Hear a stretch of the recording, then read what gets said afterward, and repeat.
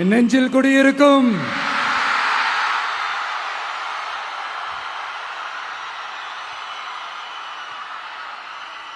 தமிழக மக்கள் உங்கள் அனைவருக்கும் என்னுடைய வணக்கமும் என்னுடைய நன்றிகளும்.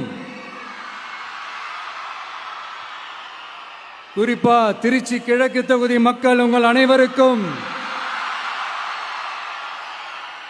என்னுடைய ஸ்பெஷல் வணக்கமும் ஸ்பெஷல் நன்றிகளும். இதை நான் ஏன் இப்படி சொல்றேன்னா, என்னை இப்போ பெரம்பூர் தொகுதி எம்எல்ஏன்னு தான் சொல்லுவாங்க. பட் ஆனால் அது எலெக்ஷன் கமிஷனோட அந்த சட்ட விதிகளுக்கு மட்டும்தான் அப்படி. ஆனால் என்னை பொறுத்த வரைக்கும், தமிழ்நாட்டை பொறுத்த வரைக்கும், தமிழ்நாட்டுக்கு எப்படி திருச்சி ஒரு இதயம் மாறியோ,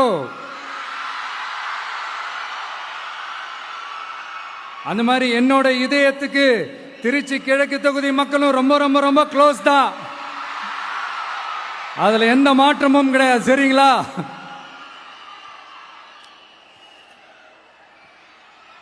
ஆட்சிக்கு சில வாரங்கள் கூட ஆகல. 6 மாசம் அமைதியா இருப்போம்னு சொன்னவங்களாம் 6 நாள் கூட அமைதியா இருக்க முடியல. ஆட்சிக்கு அரை மணி நேரத்திலே ஆரம்பிச்சிட்டாங்க. பாவம், ஒரு கல்யாண வீட்டிலலாம் போய் புலம்பிட்டு இருக்காங்க. நான் சொன்னதெல்லாம் நடக்குதா? 1 by 1 எல்லா புலம்பல்ஸும். அது மாதிரி இத்தனை வருஷமா மாத்தி மாத்தி உங்களை ஏமாத்திக்கிட்டு இருந்த இந்த 2 பேரையும் வேண்டாம்னு சொல்லி ஒதுக்கிட்டு உங்களுக்காக உண்மையா உழைக்க வந்த உங்க விஜய, உங்க அண்ணன, உங்க தம்பிய முதல் அமைச்சரா இல்ல முதல் சேவகனா ஆக்கியிருக்கிறீங்க. தலை வணங்கி ஒட்டுமொத்த தமிழக மக்களுக்கும் இந்த நேரத்தில் என்னுடைய நன்றியை தெரிவிச்சுக்கிறேன். இந்த நேரத்தில் எங்களுக்கு ஆதரவு தெரிவிச்ச அத்தனை இயக்கங்களுக்கும், அத்தனை இயக்கத்தின் தலைவர்களுக்கும் மீண்டும் என்னுடைய நன்றியை தெரிவிச்சுக்கிறேன்.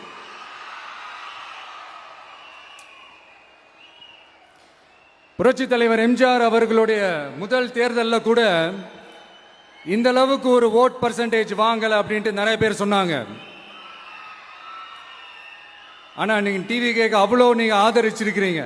நான் எம்ஜிஆர் அவர்களோடலாம் நான் கம்பேர் பண்ணல. எம்ஜிஆர் தான். ஆனா நாம பெரியார், அண்ணா, எம்ஜிஆர் அவர்கள் வழியில ஒரு அன்பா உழைக்க வந்த உங்க விஜய், அவ்வளவுதான். 1977ல நீங்க போடாத ஓட்ட 2026ல நீங்க போட்டிருக்கிறீங்க.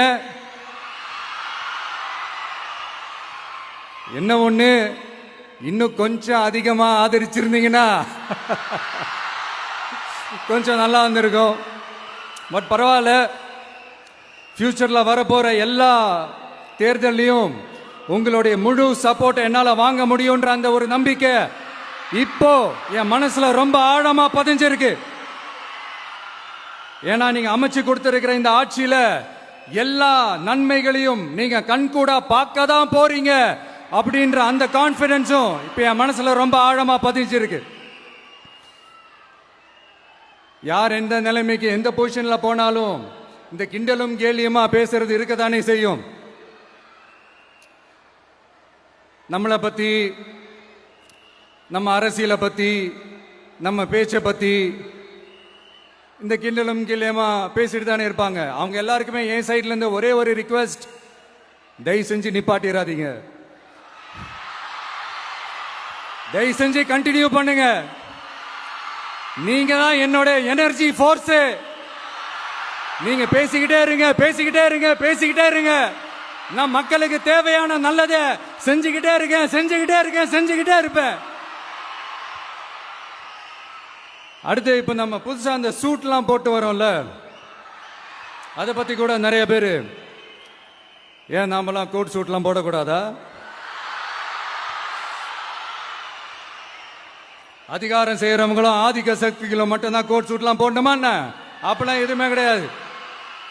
நான் என்ன கலர் கலராவா போட்டு வரேன்? 2 கலர். நம்ம எல்லாரும் மனசு மாதிரியே பிளாக் அண்ட் ஒயிட்.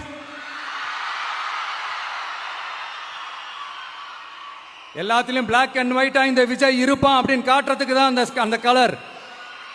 அடுத்து அந்த பிளாக் கூட யாரை குறிக்கும் எதை குறிக்கும்ன்றது நான் சொல்லி தான் தெரியணும்னு அவசியம் இல்லை, அது உங்களுக்கே நல்லா தெரியும். எல்லாத்துக்கும் இப்படி வழக்கம் சொல்லிக்கிட்டு நசன் பேசுற டைப்பும் நம்ம கிடையாது. உங்களுக்கே தெரியும், அதிகபட்சமா எல்லா மீட்டிங்லும் 20 நிமிஷம்குள்ளதான் நான் பேசியிருக்கிறேன். அதனால இப்ப மக்கள் என்கிட்ட என்ன சொல்றாங்க அப்படின்னா, இந்தப்பா விஜய், நீ எங்களுக்காக உழைக்கிறதுக்காக வந்திருக்கிற, அந்த வேலையை மட்டும் பாரு, உன்னை பத்தி பேசுறவங்கள நாங்க பாத்துக்கிறோம் அப்படின்னு சொல்லிட்டாங்க. சரி, ஆனது ஆச்சு. இப்ப என்ன, உனக்கு எதிரிகளே இல்லையா அப்படின்லாம் கேட்டா, அப்படிலாம் நான் சொல்ல மாட்டேன், அப்படிலாம் நான் நினைக்கவும் மாட்டேன், அப்படி நினைக்கவும் கூடாது. இப்பவும் சொல்றேன், அரசியல் ரீதியா சொல்றேன், 2 பேருக்கு நடுவுல தான் போட்டியே. ஒன்னு இன்னொன்னு, எஸ், ஒன்னு டிவிக்கு, இன்னொன்னு டிஎம்கே.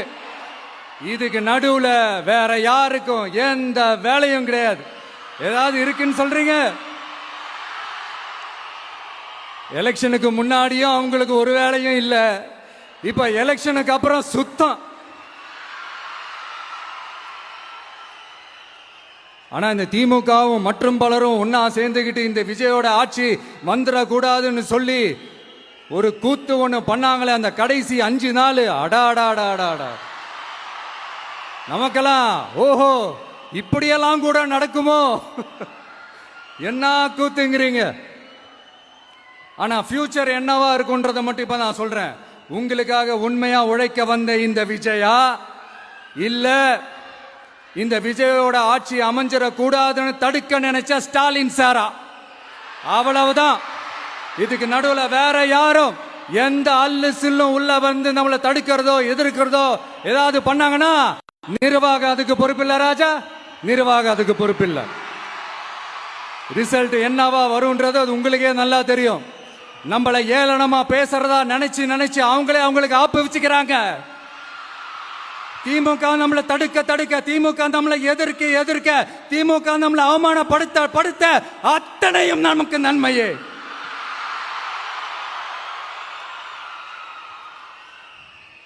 ஒன்னு கவனிச்சிங்களா மக்களே, நம்ம ஆட்சிக்கு வந்ததுக்கு அப்புறம் ஒரு விஷயம் ஒன்று நடந்துகிட்டு இருக்கு. இது இந்த ஜென்சி தலைமுறையை அட்ராக்ட் பண்றதுக்காக இங்கிலீஷ் தமிழ் கலந்த அறிக்கை, அது சொல்ல வந்த நினைச்சீங்களா? அந்த காமெடி எல்லாம் கிடையாது. அடுத்து இந்த ரியாலிட்டியை மறந்துட்டு இந்த ரீல்ஸ் போடுறது, அது சொல்ல வந்தீங்களா? அந்த காமெடியும் கிடையாது. இது சீரியஸா ஒரு விஷயம் நடந்துகிட்டு இருக்கு. முன்னெல்லாம் சட்டசபையில யார் பேசினா நமக்கு என்ன, யார் அடிச்சுக்கிட்டா நமக்கு என்னன்னு இருந்த கூட்டம்லாம் இப்ப சட்டசபையில என்ன நடக்குது, என்ன பேசிக்கிறாங்கன்றது ரொம்ப உன்னிப்பா கவனிக்கிறாங்க. கவனிச்சிங்களா? திமுக ஸ்டைல்லே சொல்லணும்னா ரீல்ஸ் போட்ட கூட்டம்லாம் இப்ப நியூஸ் பார்த்துக்கிட்டு இருக்கிறாங்க. அதுல நமக்கு சந்தோஷம் தான், பெருமை தான். நம்மளுடைய யங்ஸ்டர்ஸ், நம்ம பெண்கள் எல்லாம் அந்த அரசியல் என்னன்னு தெரிஞ்சுக்கணும், அந்த அரசியல் என்னன்னு புரிஞ்சுக்கணும்னு அப்படி ஒரு விழிப்புணர்வு ஏற்பட்டிருக்கு. அதுல எங்களுக்கு சந்தோஷம் தான். இதெல்லாம் யாரால நடந்திருக்கின்றது நான் சொல்லிதான் உங்களுக்கு தெரியணும்னு அவசியம் இல்லை, அது உங்களுக்கே நல்லா தெரியும். இப்படிப்பட்ட நம்ம தெய்வங்களை, இப்படிப்பட்ட நம்ம மக்களை தற்குறின்றது இன்னமும் சொல்லிக்கிட்டு இருக்கிறாங்க. நான் காஞ்சிபுரத்தில் சொன்னதை தான் இங்க நான் திரும்பவும் ரிப்பீட் பண்றேன். நீங்க தற்குறின்னு சொன்னீங்களே, அவங்க தான் உங்களோட அரசியல் வாழ்க்கையே ஒரு கேள்விக்குறி ஆக்கி இருக்கிறாங்க. கேள்விக்குறி ஆக்கிட்டாங்க, இன்னமும் ஆக்க போறாங்க. அன்னைக்கு நான் சொன்னப்போ சிரிச்சவங்க எல்லாம் இன்னைக்கு என்ன பண்ண போறாங்களோ. உண்மையை சொன்னாதான் அந்த கூட்டத்துக்கு கசக்குமே. உண்மையிலே நீங்க மக்கள் மனசை புரிஞ்சு வச்சிருந்தீங்கன்னா நீங்க இப்படி மக்களை தப்பாவே பேசியிருக்க மாட்டீங்க. அது என்ன, அப்புறம் அரசியல் புரிதல் இல்லாம மக்கள் நமக்கு ஓட்டு போட்டுட்டாங்களாம். இந்த கவர்ச்சியில மயங்கி மக்கள் நமக்கு ஓட்டு போட்டுட்டாங்களா? நான் என்ன, சரி விடுங்க.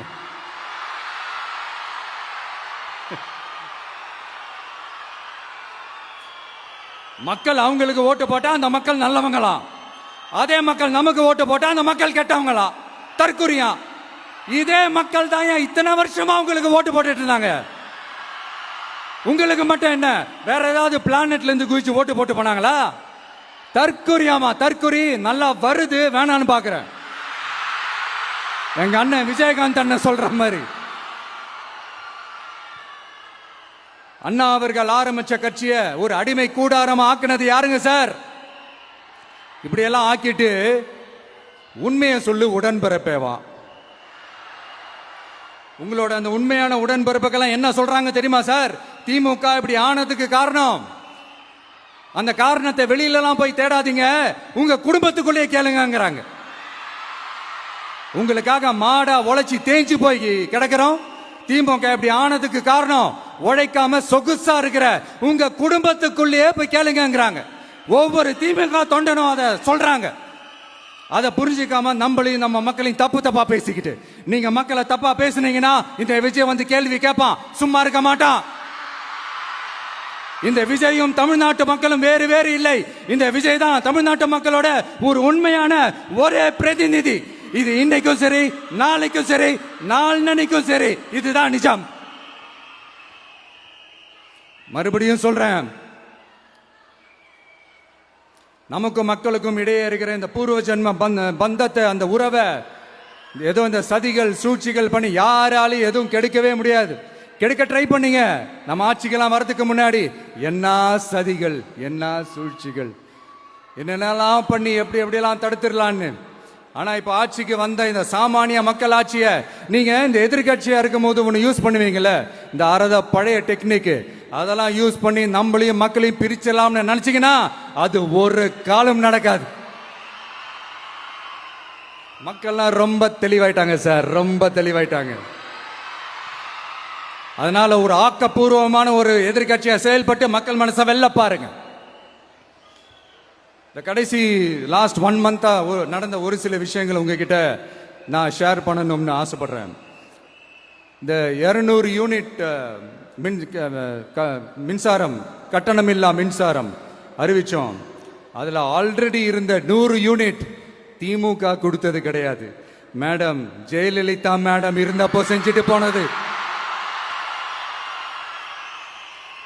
ஸ்டாலின் சார் பதவி போன அந்த கடுப்புல அறிக்கையா விட்டு தள்ளிக்கிட்டு இருக்கிறாரு. என்ன பண்ணீங்க உங்களுடைய ஆட்சியில? மக்கள் பணத்தை, டாஸ்மாக்ல இருந்து அடிச்ச அந்த பணத்தை, ஊழல் செஞ்ச அந்த ஃபைல க்ளோஸ் பண்றதுக்கு அலையா அலைஞ்சிங்க. ஆனா இந்த விஜய் மக்களுக்கு தொந்தரவா இருக்கிற அதே டாஸ்மாக க்ளோஸ் பண்ணா. விவசாயிகளோட அந்த கடனை தள்ளுபடி மேக்சிமம் இந்த 1 மந்த்ல என்ன செய்ய முடியுமோ அதை செஞ்சான். நீங்க தான் அந்த நிதி சம்பந்தமா இருக்கிற எல்லா கேட்டையும் லாக் பண்ணி வச்சுட்டு போயிருக்கிறீங்க. அதை சரி செய்ய வேணாமா? அதை ஒழுங்குபடுத்த வேணாமா? அதனால மறுபடியும் சொல்றேன், இந்த விஜய் பொய் சொல்லி ஏமாத்துறதுக்காகலாம் அரசியலுக்கு வரல. உங்க கூடவே நிக்கிறதுக்காக மட்டும்தான் அரசியலுக்கு வந்திருக்கிறேன். அதுல எந்த மாற்று கருத்துமே கிடையாது. கவலையப்படாதீங்க விவசாய பெருமக்களே. அடுத்து இந்த சட்டம் ஒழுங்கு, அது சரியில்லை இது சரியில்லைன்னு சொல்லி திமுகவும் மற்றும் பலரும் மாறி மாறி கூவுறீங்க. நான் ஒண்ணு கேட்கிறேன், இந்த மாடல் அரசுன்னு சொல்றீங்களே, அதுல என்ன செஞ்சு வச்சுட்டு போயிருக்கீங்க? ஒரு ஊரு விடாம, ஒரு தெரு விடாம போதைப் பொருள் கலாச்சாரம் அப்படியே ஸ்ப்ரெட் ஆகி கொட்டி கிடக்குது. அது அப்பவே இனிஷியல் ஸ்டேஜ் அதை நீங்க கண்ட்ரோல் பண்ணிருந்தீங்கன்னா இத்தனை பெண் குழந்தைகளை, இத்தனை பெண்களை இழக்க வேண்டிய ஒரு சூழ்நிலை ஏற்பட்டிருக்குமா? எல்லாத்தையும் பண்ணிட்டு பழியை தூக்கி ஏன் மேல போடுறாங்க. நீங்க என்ன பழி நம்ம மேல போட்டாலும் மக்கள் நிம்மதியா வாழக்கூடிய அந்த செயலை கண்டிப்பா இந்த விஜய் செஞ்சுதான் காட்டுவான். அதுக்காக தான் எஃபிஷியன்டான போலீஸ் ஆபீசர்ஸ் நான் அப்பாயிண்ட் பண்ணியிருக்கிறேன். எஃபிஷியன்டான அந்த போலீஸ் ஆபீசர்ஸ் டீம் நான் அப்பாயிண்ட் பண்ணியிருக்கிறேன். பெண்கள் பாதுகாப்பான அந்த சிங்க பெண் காவல் படை நெக்ஸ்ட் வீக் அதை இனாகரேட் பண்ண போறோம். தப்பு செஞ்சவங்களுக்கான தண்டனை, அதுக்கான சார்ஜ் ஷீட் எல்லாமே ரொம்ப ஃபாஸ்டா, ரொம்ப ஸ்பீடா செய்யறதுக்கான அந்த வேலையை செய்ய சொல்லி இருக்கிறோம். கோர்ட்ல கூட தப்பு செஞ்சவங்களுக்கான அந்த கடுமையான தண்டனை வாங்கி கொடுக்கறதுக்கான அந்த வேலையையும் ரொம்ப சீக்கிரமா செய்ய சொல்லி இருக்கிறோம். அதனால நீங்க என்ன பழி நம்ம மேல போட்டாலும் உண்மையா உறுதியா மக்களுக்கு தேவையான எல்லா விஷயங்களையும் இந்த விஜய் செஞ்சு தான் காட்டுவான். இப்படி எல்லாம் நம்ம சொல்றதுனால இவங்க என்ன சொல்லுவாங்க தெரியுமா? அவங்க தான் ஆட்சியிலே இல்லையே, அப்புறம் ஏங்க அவங்கள குறை சொல்றீங்க அப்படின்னு கேட்பாங்க. வேர்ல வெந்நியை ஊத்திட்டு போனவங்கள வெளிச்சம் போட்டு காட்டாம பின்ன வேற என்ன சொல்லுவாங்க? இதெல்லாம் மக்கள் கிட்ட நம்ம தெளிவா எடுத்து சொல்லணும் இல்லையா? அதுக்காக தான் இதெல்லாம் சொல்லிட்டு இருக்கிறேன். நம்ம மக்களுக்காக இவ்வளோ வேலை பார்க்குறோம், ஆனால் இவங்க அதையெல்லாம் விட்டுட்டு குதிரை பேரம் பண்ணுறாரு, அது பண்ணுறாரு, இது பண்ணுறாருன்னு சொல்லிட்டு தப்பு தப்பாக கதையெல்லாம் அடித்து விட்டுக்கிட்டு இந்த தீய சக்தியும் தீந்து போன சக்தியும் அதாங்க திமுகவும் மற்றும் பலரும் ஒன்னா சேர்ந்துக்கிட்டு திருட்டுத்தனமா யாருக்கும் தெரியாம ஒரு ஓரமா மூலையில உட்கார்ந்துட்டு பேரம் பேசி கூட்டு சேர்ந்து ஆட்சி அமைச்சு கொள்ளையடிக்க திட்டம் போட்டாங்க. அது ஏன் தெரியுமா? உங்களோட இந்த டிவிக்கு ஆட்சி அமைஞ்சா அவங்க பொழப்பே போயிடும். அந்த கொள்ளையடிக்கிறது, லஞ்சம், ஊழல் எல்லாமே கத்தம் கத்தம். அதான் இந்த காரணம். அடுத்து ஸ்டாலின் சார், திமுக வந்து இப்போ தீய சக்தி மட்டும் இல்ல, மக்களை விட்டு ரொம்ப தூரமா போன தூர சக்தி, ஓர சக்தி, கோர சக்தி, பார சக்தி. நீங்க எப்போ இந்த தீந்து போன சக்தியோட நீங்க கூட்டு சேர்ந்துக்கிட்டு ஆட்சி அமைக்கணும்னு நினைச்சீங்களோ அப்பவே இந்த திமுக தூர்த்து போன சக்தியாகவும் ஆயிடுச்சு. நீங்களாம் நம்மளை பத்தி அவதூறு பேசலாமா சார்? இது நியாயமா? மக்களை இவ்வளவு பெரிய மக்கள் சக்தி நம்மளோடு இருக்கும் போது நமக்கு எதுக்கு வேற அரசியல்? எலெக்ஷன்ல 50-60 வருஷமா இருந்த சாதிய உடைச்சிருக்கிறோம், மதத்தை உடைச்சிருக்கிறோம், காசு கொடுத்து ஓட்டு வாங்கறத உடைச்சிருக்கிறோம். நாம எது செஞ்சாலும் கான்ஸ்டிடியூஷன்ல தான் செய்வோம். நாம சிங்கிள் மெஜாரிட்டி வாங்கி இருந்தாலும் நம்மள நம்பி முறையா கூட்டணியில கட்சியில ஆதரிக்க வர்றவங்களை அரவணைச்சு தான் இருப்போம். நான் இப்பவும் மீண்டும் டிக்ளேர் பண்றேன், டிவிகே ஆட்சி எந்த பாகுபாடும் இல்லாம எல்லாருக்குமான ஒரு ஆட்சியா தான் இருக்கும். அதுல எந்த மாற்றமும் கிடையாது. ஸ்டாலின் சார் மாதிரி ஊசலாட்டம் இருக்கவே இருக்காது. மதச்சார்பற்ற கொள்கையில சமரசமே இல்லை. மாநில உரிமைகள்ல விட்டு கொடுக்கவே மாட்டோம். நதி நீர் உரிமைகளை விட்டு கொடுக்கவே மாட்டோம். சமூக நீதி, சம நீதிய, சமத்துவ நீதிய ஒரு நாளும் விட்டு கொடுக்கவே மாட்டோம். அதனால திருச்சி கிழக்கு தொகுதி மக்களே, தமிழ்நாட்டில் இருக்கிற 234 தொகுதியும் நம்ம தொகுதி தான். அதுல எந்த கட்சி ஜெயிச்சிருந்தாலும் அது நம்ம தொகுதி தான்.